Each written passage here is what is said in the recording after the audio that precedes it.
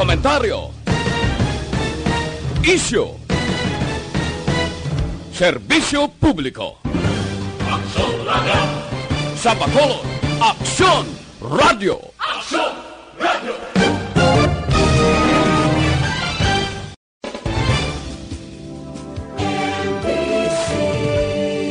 Manila Broadcasting Company. Sa balita, komentaryo, isyu,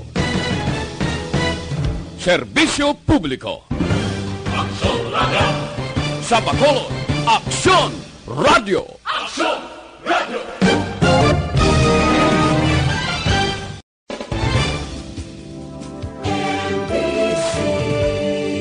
Manila Broadcasting Company. Sa balita, komentaryo, isyu,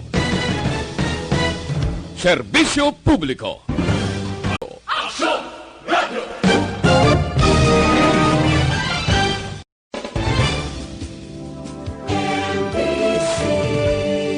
Manila Broadcasting Company. Sa balita, komentaryo, isyu, serbisyo publiko. Aksyon Radio! Sa Bacolod, Aksyon Radio! The top issues of the week. Istoryahan sa sunod sa isa ka oras. Kabihan sa Aksyon Radio Bacolod. The most talked about issues. The hottest personalities in one setting. Kabihan sa Aksyon Radio Bacolod. Kabihan sa Aksyon Radio Bacolod. Mabatian kada Domingo. Las 9 sang aga. Kagkaroon, yari ang inyong alagad. Aksyon Boy Duran. Maayong aga Bacolod, mga agabalugabahin sang Western Visayas. Domingo kitang adlaw, katapusan nga Domingo sang bulan sang Agosto. Isa lang kadlaw ara kita sa bear month nga ginatawag naton, no? August 31 buwas katapusan pang adlaw sang ginatawag naton nga bulan sang Tiempo Muerto o kung dead season diri sa Negros Occidental. Anyway, inyo dinalagad Aksyon Boy Duran ang atong suning pagpangalagad. Ginadulong gyapon sa inyo sa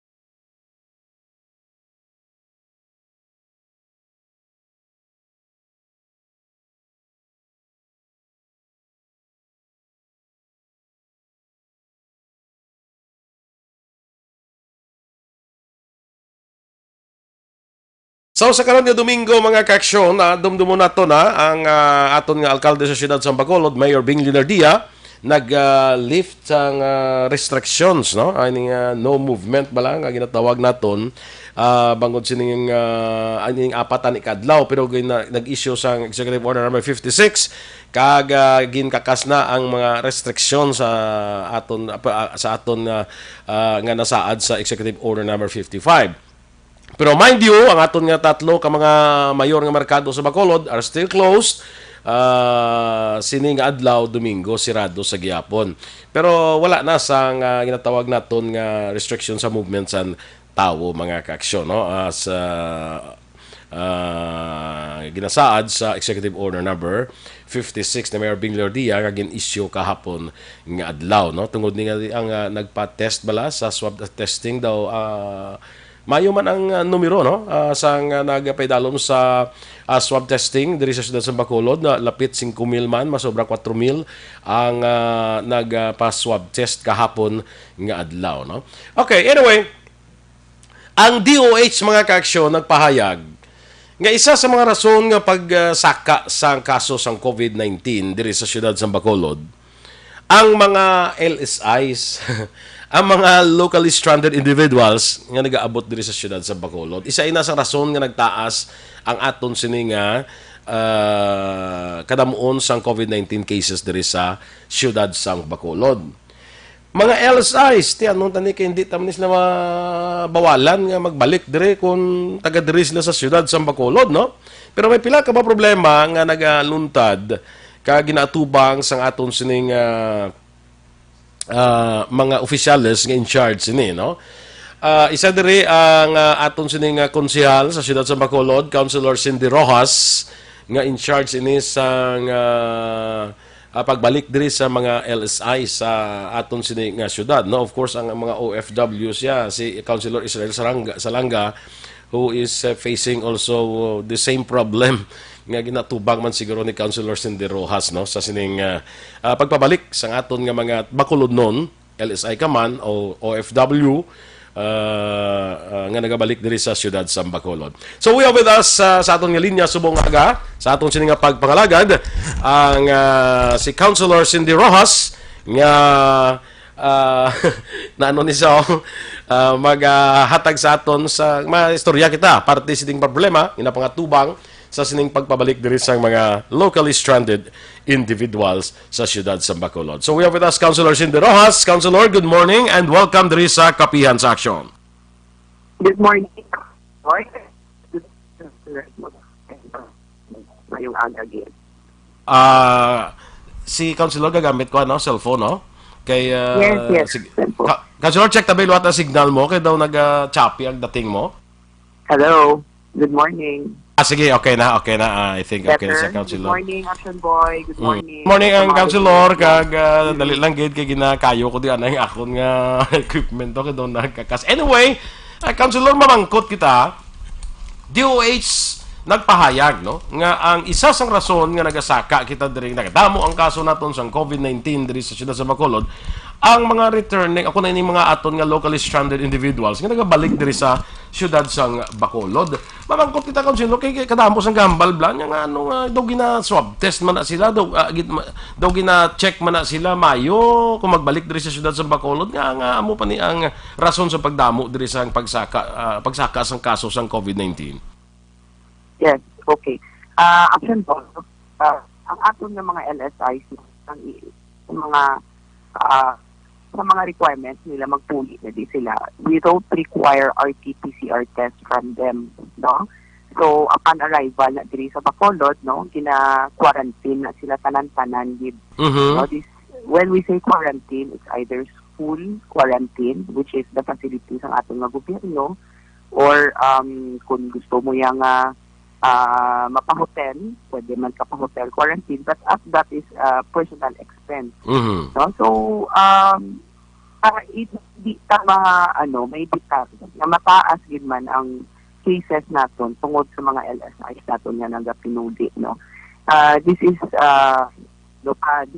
given because syempre na mga high-risk areas, no? These LSIs are mostly Manila, sa Cebu, no? But then again, ari sila sa isa ka controlled environment, no? Para sila sa quarantine. So inis kan mag-positive pa ni sila, hindi ta maayawan contact tracing kaya sa quarantine, no? So I think mas alarm pero ang local transmission kaysa sa mag-positive ang ating LSIs. And for me, no, hindi tani sila mapunggan nga magpinuli kung kabalik kung ano kadamo nga email mabatunan sa akon na office adlaw-adlaw, no, inang mga LSIs naton, and at the same time hindi sila mga returning residents, no. Some of them are not stranded. Ang iba ni sila mga taga Bacolod nga nangabuhi na sa Manila, kag sa ibang pagid nga lugar, but because of the pandemic wala sila choice. magbalik to be kasi wala na to sila obra. Mhm. No? They have to pay it. No? Pero wala na to obra, so kung lang sila magbalik dito. Mhm. So, ang niya nga ginapangalan nila, before di sila Bacolod, I required them proof of ID na taga Bacolod din sila. No? Because Bacolod is part of Negros Occidental. So, kadamo, magkita sa iban man nga sakop ya sang aton probinsya, no? Pangayo man da bulig sa opisina. But that is not my jurisdiction. Ang ako niya in charge ta, iya niya ka Bacolod niya resident. No? So, I asked them for an ID that shows proof nga taga Bacolod din sila, like certificate. Tapos ako na ang kapacilitate sa ilang PNP Travel Authority, and at the same time, ginatagaan natin sila ng notice of coordination that they to Bacolod because ita sang available na facility. Now, any notice of coordination is to continue the LGU to make sure na may ara sila sang available space sa aton nga mga quarantine. Because if we don't have available space, then mauntat kita na ipapuli. So, hindi natin sila ma-quarantine kung wala kita ng mga. Wala siya ang aton nga proseso before kita magpapuli din sa aton nga mga LSI. Okay. As of now, Councilor, ano kadamo ang LSIs naton nga naka-facility quarantine? Ang data na nakuha natin kahapon sa CHO, as of now, ang aton nga LSI, we have in quarantine, all in all, 317 as of yesterday. Okay. So, they are quarantined in different schools, no? Meron kita sa ETCS 4, iba na sa Napagayna. We have a few of them sa Agro, Mansilingan. Meron iban, ang meron kita batch from Cebu, para sa Medalya, no? And then ang iban ara sa hotel. Okay. Councilor, i-clear ko lang, ining mga LSIs, upon arriving in Bacolod, gina-require naton sila magpaidalom sang swab test, di ba? Yes, required. That's one of their mandatory requirements. Okay. Not unless nga magwa ang resulta sa ilang swab test, hindi sila pwede makahalin sa quarantine facility kay may mga report abing way pakagwa ang resulta kung may ara nga daw gina-release na. No, ila niyang patakaran is naton gid ang result before makagwa. Before makapuli. Okay. And speaking of ining pagpagwa sa mga results, Councilor, is it true nga tag 14 days na, sobra na 14 days ang mga LSIs, ang mga results do ay pakagwa? Sa aton nga LSIs, do wala po nagka-problema sa mga results so far, no? Okay. Usually within 14 days, no? I would know because kung mag-sobra, mag-14 days, pinasigi na ko na din nila quote message sa messenger, no? So, may ara gid man action boy instances, no? Nga nagsobra gid man 14 days, no? So, kapangayo lang ko sa ila, pasensya, no? Kay because kung hindi gid maibitar balain ang aton biolab, no? May mga backlogs, may mga breakdowns man kang ilang nga mga gamit, no? So, but if hindi man pirmi, no, may mga instances lang. So, kapasalamat man ko sa akin ng mga LSIs, no, because some of them are very inap lang nang maka-insindi man pala sang inang ayo nga ginatawag sa Okay. Ang kay Councilor Israel Salanga, who is in charge of the OFWs, returning OFWs naton, may uwa sila yang nag-coordinate sa ila, which hindi man gani maayog ang coordination. Sa imo yang may LSI, sino nag-coordinate? Is there an agency of the government nga nag-coordinate sa imo for them before they return? Wala. So personal gali ang pag-ikangot sa imo. That's why I'm telling you, sometimes, napangita ko, inang a little allowance man from our LSI. See, there are some emails na ginapadala sa amon sa opisina nga ma-miss out yun na namon, no. So of course, thank goodness for technology, gina-message ako nila nga si ma'am, naka-email na kami no, wala mo na, siguro wala din nakita yun. So pwede inablang if you ma-imagine mo kung ano kadamo ang paperwork na ginabato namon adlaw-adlaw sa opisina, kay tanan nga email na ginapass nila sa amon nga office, gina-print out ko na tanan action boy, gina-check ko na isa-isa. Okay. No, ako mismo ga-check ang ila requirements, no, and then after that, no, gina-facilitate ko ang request for their travel authority sa Manila, no, may ara kita to nga contact man sa PNP nila to sa Manila, no, ang region nila nga head. So sila nag-issue ng travel authority. When they have that travel authority already, that's the time they issue the notice of coordination. Then they are ready to travel back to Bacolod. Okay. Ang mga returning OFWs siya pag-abot halin siguro sa let's say sample lang halin sa Manila siguro ang ilan niya nga barko, aeroplano being paid by OWA, ang ining pa-hotel nila diri being paid by OWA. Hindi mga LSIs naton yang travel niya going to Bacolod, sinong nagagastos na councilor? It is their personal expense with action boy, no. Okay.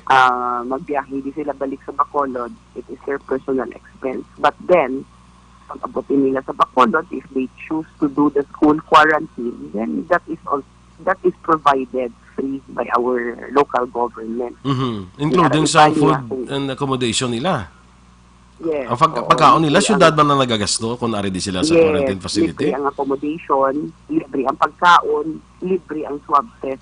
No? So, that's why ni Ara, din iba niyang hambal nga, bahala na daya, miskandiin pa na nila kwaon kung ang nila inogbayad o inogplite. Basta ang importante, pag abot din nila sa syudad sa Bacolod, libre na tanan. So, that's a big relief for them, actually, action boy, no? Because yung iba ni, kung mabatian mo ang ilang sitwasyon dito sa Manila, no? Makaluluoy din man, no? So, ni Ara ibang gamangkot sa akon, nga ang sige pa kamo papuli LSI, sila ang nagapataas ng aton cases, no? But, hindi sila action boy, hindi mo ni mahambalan ni hindi sila pwede kapuli because they are residents of Bacolod City. No, they have the right to come home. Correct. Kung mabatian mo ang ilang mga sitwasyon dito sa Manila, dito sa Cebu, no, you cannot help but lang malungoy ka gid sa ila, mabuligan mo gid sa papuli diri, especially ang aton mga taga Cebu nga LSIs, no. It's a challenge for my office actually na mapapuli sila halin sa Cebu, no, because with the closure of Tabuelan Port, with the closure of Toledo Port, wala flight halin sa Cebu to Bacolod, no? So, nangitagid kami sa way na makapapuli sa aton yung mga Cebu size, no? So, we did it via Iloilo. So, from Iloilo, pag abot nila halin sa Cebu, dungka sila sa Iloilo, pakay bus, abok halin sa Lapus Port, pakadto naman diri sa Banago Port, no? And, na gid ko na I was nalipay gid ko para sa mga taga Cebu because ini sila by circumstances kapila na ni sila nag-attribute nga mapuli nga kaabtan liwat nag-lockdown liwat ang Cebu, no? There was a time nga nagbalik sila sa NECQ, so another 2 weeks wala na naman movement, nagsira ang Tabuelan Port, so that's more than 2 weeks man, hindi sila kalusot na sa Tabuelan, no? So, happy man ko kay from last week hasta doon sa isa ka semana, nakapakuli sa mga 100 plus naton kasi Cebu nga LSIs. So, they're now quarantined in Medallia and sa iba natin nga quarantine centers. So, awaiting results, ang iba nakapuli na gani, no? Nakapuli na sa ilang mga pamilya. Ang iba nara pa sa facility, kinaulihin sila di abot. So, gahulat na lang resulta, pwede na sila kabalik sa mga pamilya nila. Okay. Ang hiningambal sa DOH, ang LSI ko, no, ang isa sang cause nga nagsaka ang kaso na diri sa Bacolod, sang halin sang pagpuli diri sa mga LSIs, Councilor, sa kadamuon nga nagpuli sila, mga pila ka porsyento sila ang nag-positive sa COVID-19? I don't have the exact data, no. Pero as of this week, no, sa naisip namon nga LSI halin sang May, no, halin sang May at sa subong napakuli namon. May sobra na kita 3,000 sa LSIs nga nakapuli din. Okay, kadamo na bala. So, kadamo, nag-hiripal action boy. Inang, sobra na 3,000. So, I will try to get the data sa CHO naton. Kung pinaka-porsyento, dira na sa ilang sobra 3,000 ang nag-positive, no? And i-remit ko sa imo ang ina nga data. Sige, thank you, Councilor, no. Anyway, ang ining mga LSI nga swab test, pag nag-negative, of course, it's understood nga puli sila dayon. But what about those nga nag-positive? Ano ang protocol naton para sa ila? Ang mga nag-positive, ginaobra naton, gina-out na sila sa quarantine, school quarantine. Pull out sila, pull out. Yes, gina-pull out. And then, ginasaylo na sila sa aton nga mga schools nga may ara kita identified schools nga mga isolation centers naton. So, ginasaylo na to sila, gina-isolate na to sila if they are asymptomatic. No? So, dito na sila sa isolation centers naton. And then, after a few days, no, they are re-swabbed by our CHO. Gina-swab na sila liwat. And then, awaiting results, pag mag-negative na, pwede na sila kapuli. Okay. But then again, there is a DOH guideline, no, that says ang aton nga mga positive cases inang may ara iban nga hindi kinanglan i-swab kung asymptomatic man lang, no, i-quarantine lang for an additional of 14 days. And if they did not show or manifest any symptoms, then after 14 days, they are tagged as recovered already. Okay. No need for Pero reswabbing. kita diri sa Bacolod, sigurista ang aton nga CHO, no? So what we do is we reswab them. Okay. So amo na siya ang aton nga proseso. So, amo nang siling nabla naton nga hindi naton pag-discriminate ini mga LSIs because in the first place it is the right, no? I think it is the constitutional right nga magbalik sa lugar nga kung taga-diin sila, in this instance taga Bacolod. Ikadua, rest assured nga ini sila before sila buyan, before sila papulion sa ila mga balay, ginapaidalom ni sila sa aton nga health protocols, like gina-swab test sila, gina-quarantine anay sila until nga magwa ang result nila. So pagbalik na nila sa ila mga balay, hindi na kita magpaminsar, siguro atagon tayo ni Councilor, no, sa mga pumuluyo dira nga may LSI blang nga nag-abot sila balay, but sila ngon, they have already undergone sang sining health protocol nga ginapatuman sang City Health Office. So hindi kita magpakulba sa ila, hindi taman sila pag-discriminate. That's true, good action boy, no. We have had cases, no, may ara ko iba yung mga LSIs nga nagapautuwa sa aton, no, na makapuli sila kuno sa ila balay, no. They have naka-experience sila sa ginatawag na discrimination, no. So hindi ka naman editar, no, because there are some people na hindi man makaintindi, no, but I assure you nga ang aton nga mga LSIs once nga makapuli ni sa balay, the reason why nga nakapuli na sila kay tapos na sila sa 14 days quarantine nila and they have negative results. Okay. Ining kabalo ko Councilor mo nga may mga ara kita nga mga OFWs bala nga daw wala accommodate sa mga hotel, daw wala sila sang hotel, tapos daw ginabutang sa mga quarantine facilities which sa ilang standard daw hindi mayo para sa ila, reklamo ganit sila na may mga post na sa social media sa sitwasyon nila, no. Sa in the case sa mga LSI, sa kumusta ang ilang paano da Councilor, ang ila accommodation daw okay man, daw wala may reklamo? Aton nga mga LSIs action boy, no. I have shared this in social media from the very beginning, no, when we were about to start accepting LSIs. Gin-document ko na ang aton nga mga quarantine facility, no.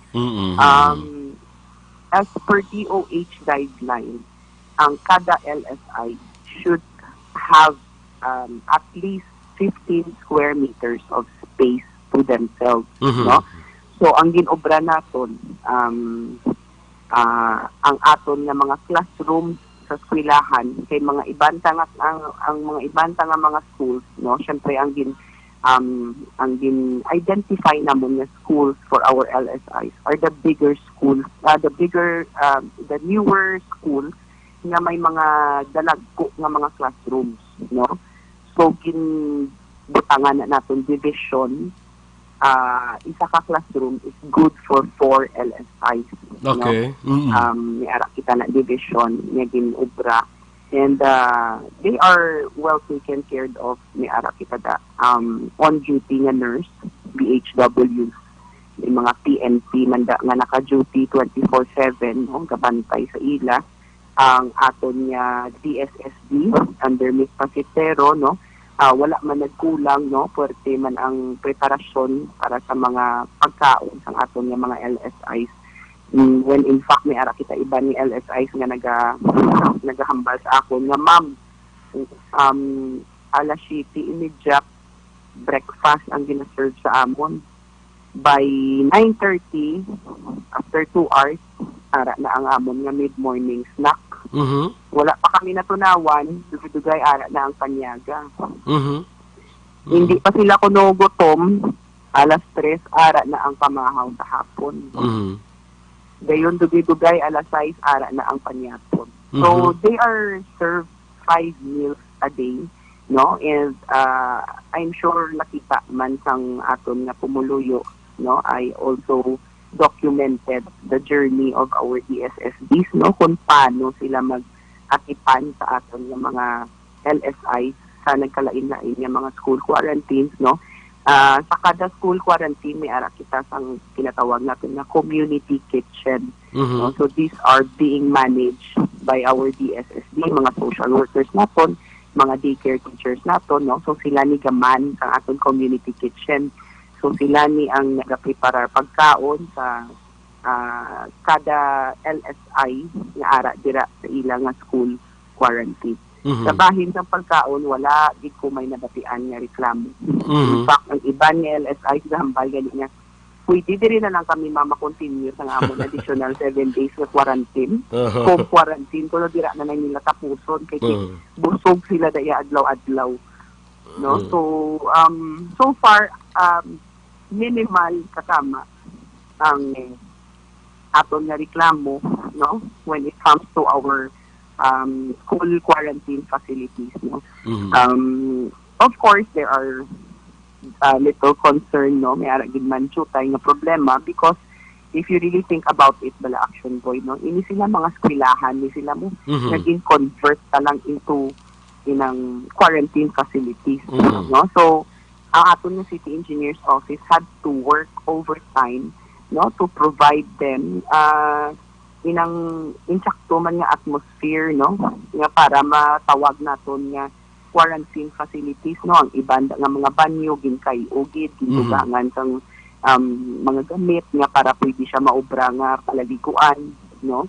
So natapos man naton tanan, no, in time for our LSIs to come home.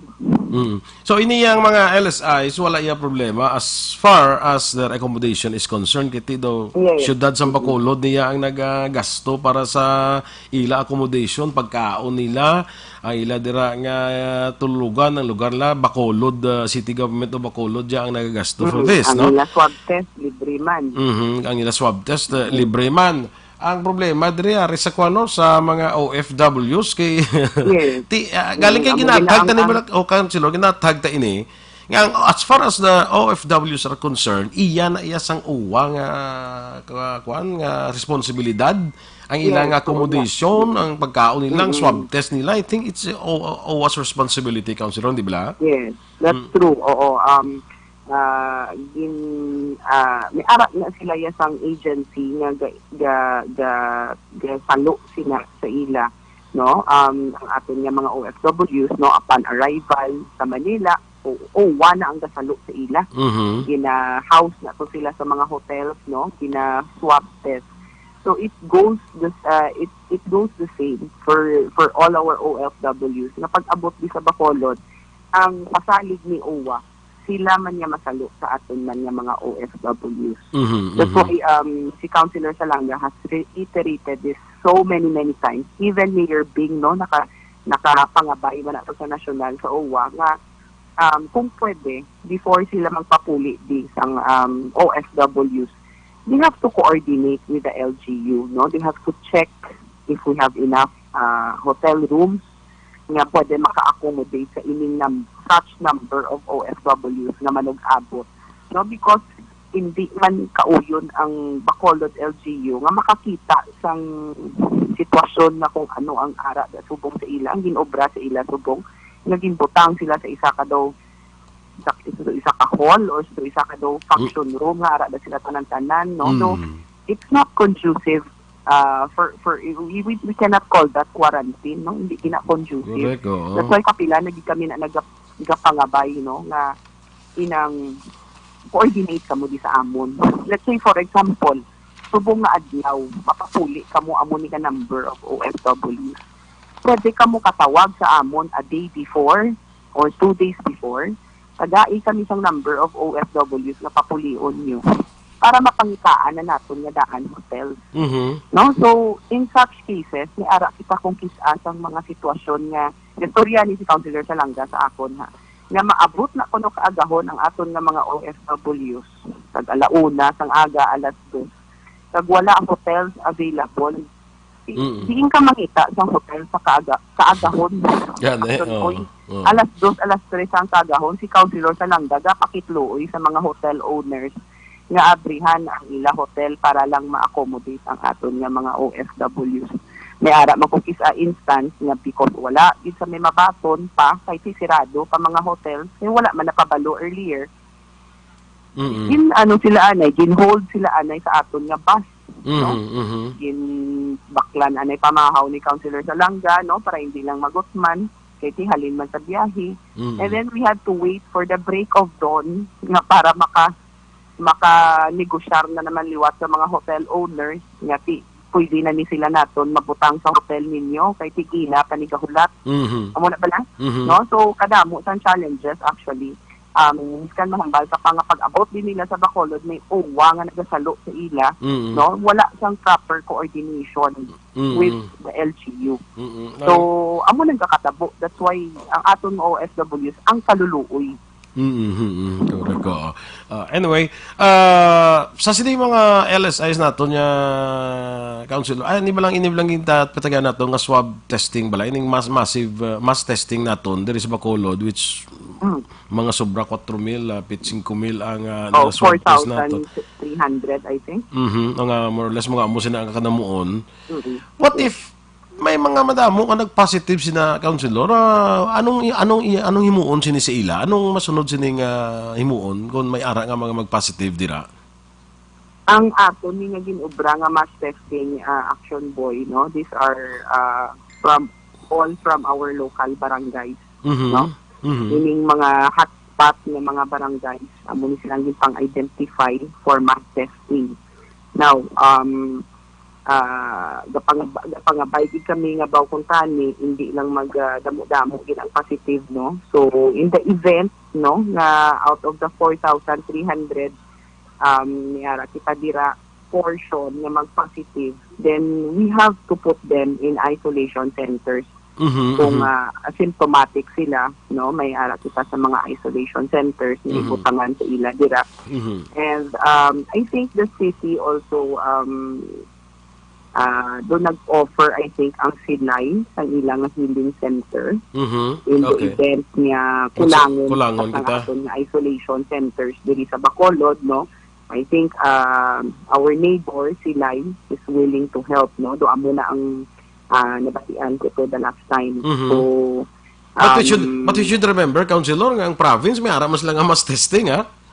That's true. May ara man sila sa ila man nga mass testing. So, diba si bala kon damo man si ila kag why tigid pangayo, no? Pero ini tanan na dapat preparahan man Base wala kon sa ila mismo nga healing center, base kon Puno na. puno man Kailangan bala. lang. Kaya may mas testing man sila mo. Gani, correct. Kita diriya sa correct. Bacolod, So, daw ka ano, damo man ta available nga isolation centers dire. yes. Actually, diri sa Bacolod, ang aton nga occupancy, ang aton nga isolation centers, let me check ha. Mm. We can accommodate actually a little over 300 Mhm. sa aton Isolation nga mga centers. Isolation centers. Ay, Oo. atagon tayo ni So, sa aton nga matagpalamati bila councilors, isolation centers are different from quarantine facilities, no? Ini quarantine facilities naton niya while gahulat sang results sila nga swab test, dira iya ginabutang sa quarantine center, quarantine facility. Kung mag-positive na, diri na sa isolation center. Correct. Okay. Oo. So, may ara kita yan, may ara kita another step of schools, no, nga gin-identify naton as isolation centers.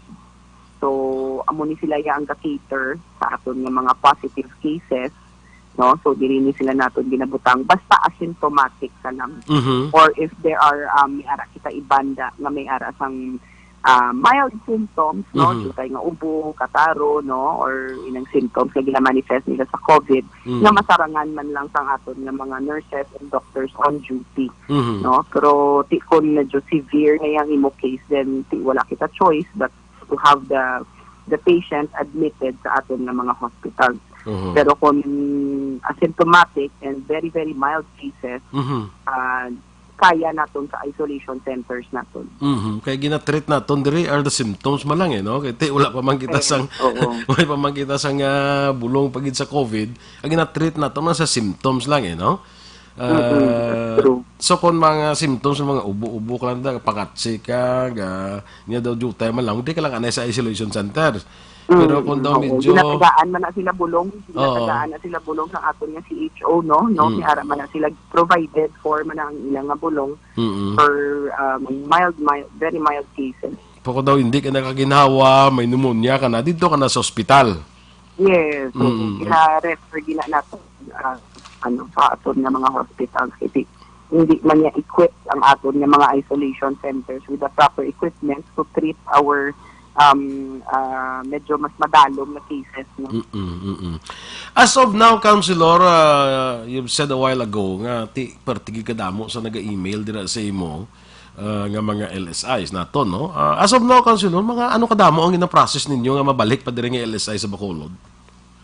Well, functioning a week, no? Then the flight started to operate again starting August 22 hasta sang kahapon, no? Saturday, no? Nakapasulod kita LSIs from Manila a little over 300, no?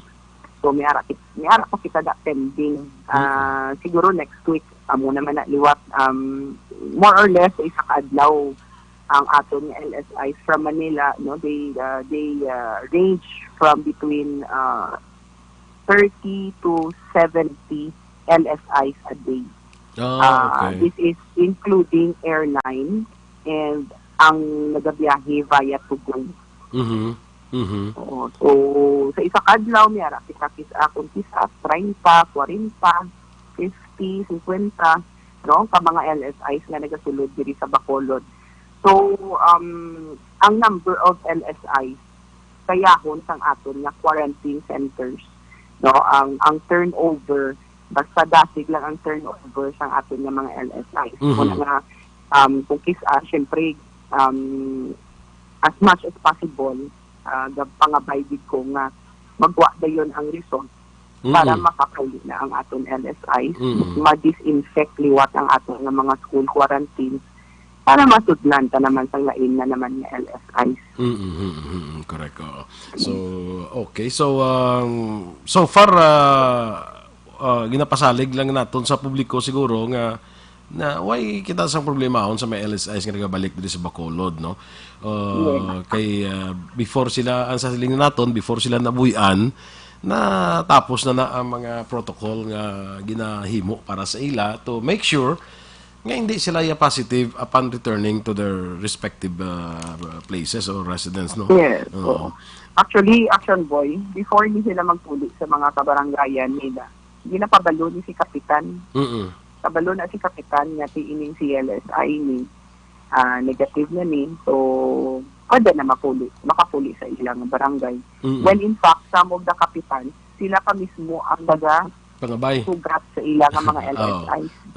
Alin sa quarantine center niya, sa iba nga mga barangay nga may mga salakyan, may mga service, no? Pag matapos na quarantine ng aton nga LSI, sila mismo kasugat sa nila. Okay. So, just to show the people that hindi sila nakatapos na quarantine, no? Para na sang negative na report. So, sugat na ni barangay para makapila man nga barangay. So, inapurok ko din sila guys. Sige. With that note, Councilor, salamat gid for being with us this Sunday. Thank you kag keep up the good work ang Thank you, kabalogin ko kung anong kabudlayan ni natubang niyo, although ngati may mga nagakon pagid mo, may nagka-comment pagid bala may mga kara magtaya nga ang ginabantayan man lang ang sala mo, ang mga hindi ang sala mo lang ginabantayan, but not realizing kung ano kabudlay sang ginahimo sang aton nga mga opisyal, sa aton nga para sa inyo, kung ano kabudlay ang ginaagyan ninyo para lang mahimo ang trabaho ninyo. In your case, ining pagpuuli sa aton nga mga locally stranded individuals. Salamat, Councilor, for your service, and thank you for the time given to us, Councilor. Thank you, Action Boy. Salamat, Gid. And mayong aga sa inyong liwatanan, no? And halong Gid, Permic, Action Boy, no? Take care, stay safe. Salamat. Salamat man. Councilor Cindy Rojas, mga kaksyon, ang aton sining in charge sa aton nga mga locally stranded individuals. Namo na siya. Ang aton nga mga LSIs, before sila magbalik sa ila tagsa-tagsa ka mga barangay, sa ilang mga balay, paidalom na sila sa swab test. Siguro na nga mga negative na sila. So we don't need to discriminate them. We don't need to be afraid of them. Kaya before sila ibalik sa barangay, amo na sila nang kuha na sila. Nakaaga tapos na sila nagawa na ng resulta nila nga negative ang ilang swab test, no? Okay? So salamat liwat kay Councilor Cindy Rojas. Kagliwat sulito nato na ang ining 4-day time out diri sa siyudad sa Bacolod nga saad sa Executive Order number 55 ni Mayor Bing Lunardia, ginlift na niya ang mga restrictions. Nagpagwa na kahapon si Mayor Bing sa Executive Order number 56. Ginlift na ni ang ining restrictions bala sa movement sa aton nga mga pumuluyo sa siyudad sa Bacolod. Although nga ang in effect yapon niya karon nga adlaw, kiti ali pa man sa una even before sining Executive Order number 55, ang aton nga mga merkado sirado gyapon ang tatlo ka mayor nga merkado sa Bacolod. Libertad, Burgos kag ang Central Market sirado sa gyapon for disinfection. Ang mga satellite markets naton, I don't know ang sa barangay Sumag kay last Sunday nagsiraman ni ang barangay Sumag, but it was upon the initiative sang barangay council o kung sa punong barangay for that matter sang barangay Sumag ilan na yung initiative nga sang nagligad nga Domingo nagsira sila for disinfection man. I don't know sini nga Domingo, no? Tanawon ko pa karon nga manindahan pa ko kung nasirado ang iya sa Sumag, no? But the fact remains nga ang aton sini nga merkado, tatlo ka mga major markets naton sa siyudad sa Bacolod ang sirado sa karon nga adlaw. Ang curfew 8 to 4 amo mangyapon, wala sang ordinansa nga nag-repeal sini. So in effect yapon ang curfew las 8 sa gabi tudto las 4 sang kaagahon. Sa karon nga adlaw Agosto 30 sugod man sang mass testing sa siyudad sa Bago, siyudad sa Talisay, siyudad sa Silay kag sa Banwa sang Murcia, no? 5,000 man ang ilang target nga ipadalom sa swab test sa sini nga mga lugar. So subong adlaw iyang sugod sina, no? Until tomorrow.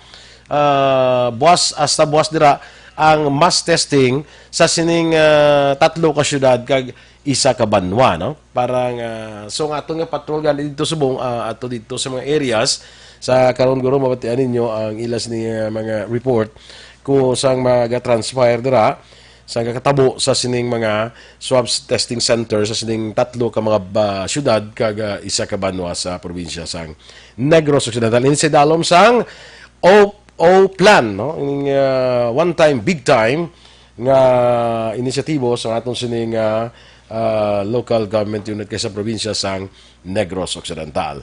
With that, mga kaaksyon, salamat gid sa inyo pagupod sa aton dira ka mga Facebook followers. Good morning sa kay Gingging Arroyo, Teresa Linaha Kayaw, keep safe man, Ter. Sa kay One Ball, kay Roberto One Ball Gallo, good morning. Sa kay Archie Ray Alipalo, oy, musta ka da? Hindi makada. Sa kay Cecil Masculino Hison, good morning. Agnes Asmin Herrera Barrera, good morning man. Kag kay Cherry Garcia, mayang aga. Sa kay Mary Jane Mendoza, Rosemary Sombreno Pacquiao, good morning. Jocelyn Song Comedia, morning man. Jen Oseser, sa kay Virgil Legaspi Coloso. Greet lang ano ang batchmate naton sa batch 81, of course. Si Remy Bailon Lobrido. Happy birthday, Rem. Karon ni adlaw, happy birthday, Remy Bailon Lobrido. Sa kay Mercy Arnaiz, Joems Grace Sinieres, kay Heaven, of course, sa kay Bianca, Kevin Bianca Aka Imani. Good morning, nanda. Kay migo niya Carpi Aliado. Galagaw na kamo, ha? Edwin Pineda, Edward Alejandro, sa kay Vanessa Mayo. Good morning sa imo. Sa kay Rafi Joy Viesca. Kay Manny Villaflor. May pamangkot isa ni kay Councilor. Sige lang kay ato na tapos na ta kay Councilor kay bago ko lang nakita ang mga messages. Miles Verano, Clyde Mijares kaya sa ang ining Forest Park ni do isa ni sa ginahimo nga quarantine facility sa aton nga mga OFWs. Diin kuno nagkadto ang approved budget for the 4 days lockdown. Din nga approved budget naman namin man. Thank you Councilor Cindes na Caroline Ong, Jacob Pabalate, mayang agam, Marlene Diaz, good morning, no? So with that, mga kaaksyon, kita liwat sa masunod nga Domingo. Dari sa aton nga pagpangalagad, good morning man kay Pearl Buenafe Galunan, sa kay Attorney Alan Galunan dira sa Maaw. Kita sa masunod nga Domingo, ha, sa kapihan sa aksyon, upod gyapon sa inyong alagad, Aksyon Boy Duran. Una sa balita, una sa aksyon, sa Bacolod, Aksyon Radio.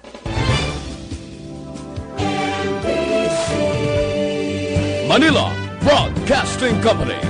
Sa balita, komentaryo, isyu, serbisyo publiko. Aksyon Radio! Sa Bacolod, Aksyon Radio. Aksyon Radio!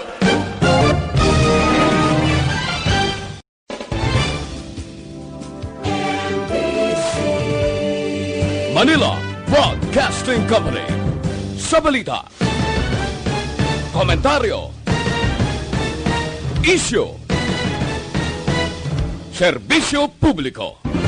Aksyon Radio! Sa Bacolod, Aksyon Radio. Aksyon Radio!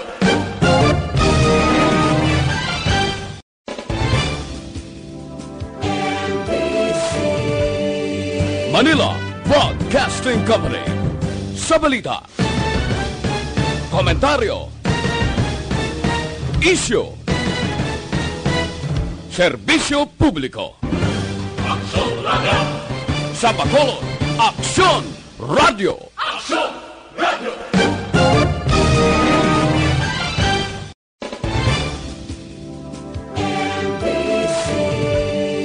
Manila